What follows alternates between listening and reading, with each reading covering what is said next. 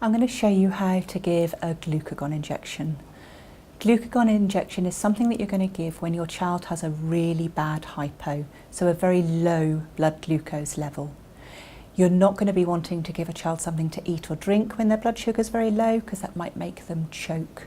So you give a glucagon injection instead. Now you may feel a little bit unclear about when you might use this, and we have a flow chart really clarifying at exactly what point we'd recommend using a glucagon injection on our webpage. This is an emergency situation, so we would suggest that if it's possible, someone rings 999 while somebody else gives this injection, and that way you know you've got backup coming to help you should you need it. So this is the glucagon injection box. You can get this from your hospital or repeat prescriptions from your GP. If you look at the box, it says glucagen hypo kit, and there's also an expiry date on the front. To open the box, you slit the seal on the side. This seal is broken because this is a training kit, and it opens the box.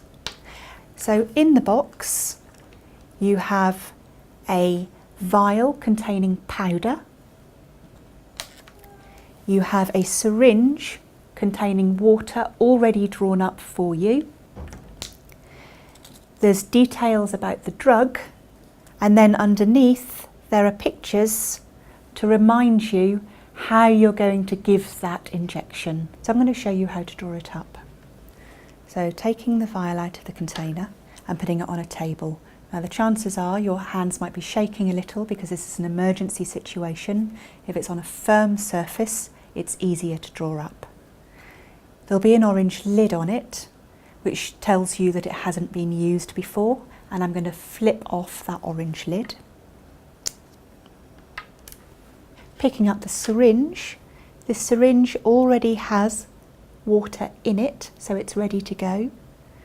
And a needle cover. You need to take the needle cover off. Now a lot of parents say that the needle looks really scary. It is quite a big needle, but this is going to be going into the muscle, and just to remind you that your child isn't going to remember this. So try not to worry about the size of the needle. Holding on to the base of the vial so it doesn't slide, I'm going to put the needle through the bung on the vial. I'm going to put all of the water in the vial. And then we need to wait until the powder is dissolved. Now the temptation is to shake the vial vigorously to try and get the powder to dissolve. That actually makes the situation worse. Try not to. You can gently rotate it if you feel that you need to.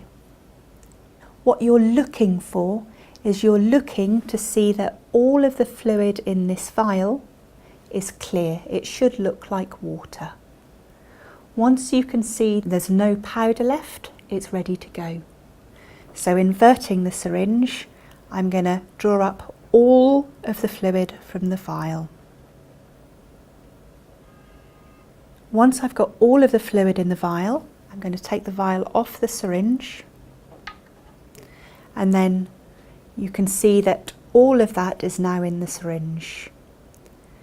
You don't need to worry about air bubbles for this. There are a lot of people who ask questions about, do I need to get rid of the air bubbles? Don't worry, this isn't going to be given into a vein, it's going to be given into the muscle, so that's absolutely fine. Now there are 2 doses of this medicine that you can give. You can see on the syringe that there are 2 markings.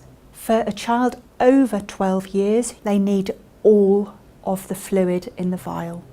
If your child is under 12 years, they only need half. Today, for this demonstration, I'm going to pretend we're doing it for a child older than 12, so we're giving the full dose. So the glucagon injection needs to be given in a big muscle, and one of the biggest muscles is in the leg. So if you look at the leg and visually imagine your leg from the hip to the knee in 3 sections. So 1, 2, 3. The glucagon injection needs to be given in the middle section on the outer edge. So if I was doing an injection on me using this injection device, if I placed it on my leg here, I would be doing the injection here. I'm going to demonstrate this with this on the table. So taking the glucagon injection, you've already decided whereabouts on the leg you're going to give it. Now the injection needs to be given at a 90-degree angle, so straight down. So it goes all the way in, and then you're going to deliver the full dose because we're imagining that this is an older child.